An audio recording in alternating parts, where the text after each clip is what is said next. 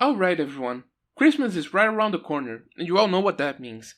Brand new servants to play around with. This year's feature is the blonde bombshell herself, Bradamante. So let's have a quick look at her skills, stats, and noble phantasm to help you determine if Bradamante is the servant for you. Having a quick look at Bradamante's stats, she's a bulky girl with 10,833 attack and a whopping 15,682 HP. For passives, she only has one, Magic Resistance rank A. This clearly highlights a more defensive kind of servant, but let's have a look at her skills to see how her kit works. Her first skill is a 20 to 30% quick and arts buff for 3 turns, on a 7 to 5 turn cooldown.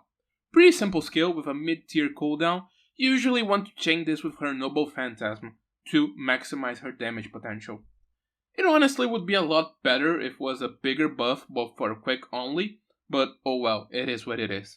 Her second skill is a guts with a defense up. Survivability is always nice to have on this kind of servant, and it really plays up the safe aspect of her kit. Last but not least, her third skill is a targetable 10 to 20% MP charge with the buff removal to boot. A bit unusual for a Lancer if you ask me. You usually see this kind of thing in a support caster, but it's a good skill and it's very useful to have. Bradamante's NP is a 5-hit AoE quick noble phantasm with a fixed 60% chance to stun and a 20% crit chance debuff, with her overcharge increasing her own NP damage. It has some decent damage, but the main draw of this noble phantasm is to try and stun multiple enemies for a turn, even if the chance of doing so isn't that high, with a fixed 60%. It is also worth noting that she can Scotty loop if you have max limit broken scope.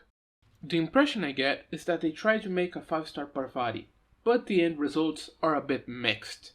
Tank servants usually don't have a spot in the meta, since killing your opponent as quickly and efficiently as possible is much preferred to styling them out, unless you're a masochist of course. So, should you summon Bradamante?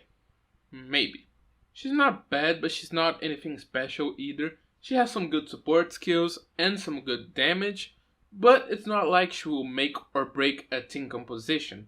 She is average, but 10 out of 10 would watch her NP again though. But guys, this is the end of this quickie. If you liked it, please leave a like. If you really liked it, please consider subscribing. And if you found it useful, please share with your friends so that they too know if they should or should not summon Bradamante. Without that being said, my name is Lynx, and I'm out.